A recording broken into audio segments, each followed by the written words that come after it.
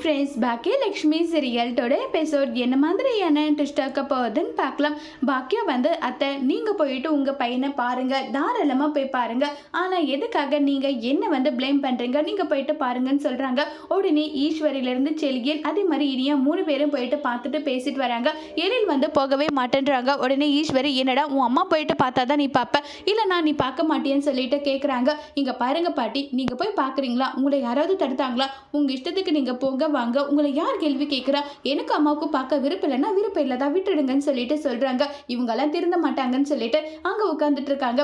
அப்போ ஈஸ்வரி வந்து இங்கே பாரு பாக்கியா, என்னுடைய பையனை பார்க்கறதுக்கு அந்த ராதிகா வரவே கூடாது, நீ ராதிகாவுக்கு ஏதாவது உதவி பண்ணுற, அப்படி பண்ணுற இப்படி பண்ணுற இதுவுமே நீ வந்து சொல்லக்கூடாதுன்னு சொல்லிட்டு ரொம்பவே கோவப்பட்டு வந்து சொல்லிட்டு இருக்காங்க. என்னத்த பேசுறீங்க, நமக்கு எந்த உரிமையுமே கிடையாது, அவங்களுடைய புருஷன் அது, அப்போ அவங்க பார்க்க தானே செய்வாங்க நல்லா சொல்கிறாங்க.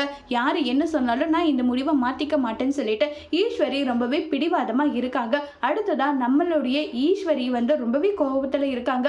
இதை நினச்சி ராதிகா அழுதுகிட்டே மலையில் நினைஞ்சிட்டு வீட்டுக்கு வராங்க. உடனே கமலா என்ன ஆச்சு ராதிகா, ஏன் நீ இப்படி நினைஞ்சிட்டு வந்துட்டு இருக்கேன்றாங்க. அம்மா கோபி ஹாஸ்பிட்டல் அட்மிட் பண்ணியிருக்காங்கம்மா, என்னை பார்க்க கூட விடலன்னு நல்லா சொல்லி ஃபீல் பண்ணி அழுதுட்டு இருக்காங்க. என்னது அவங்களுக்கு எவ்வளோ தைரியம் தான் இப்படி எல்லாம் பண்ணுவாங்க, அவங்கள சும்மாவே விடக்கூடாது, நீ வா நல்லா சொல்லிட்டு பேசுகிறாங்க.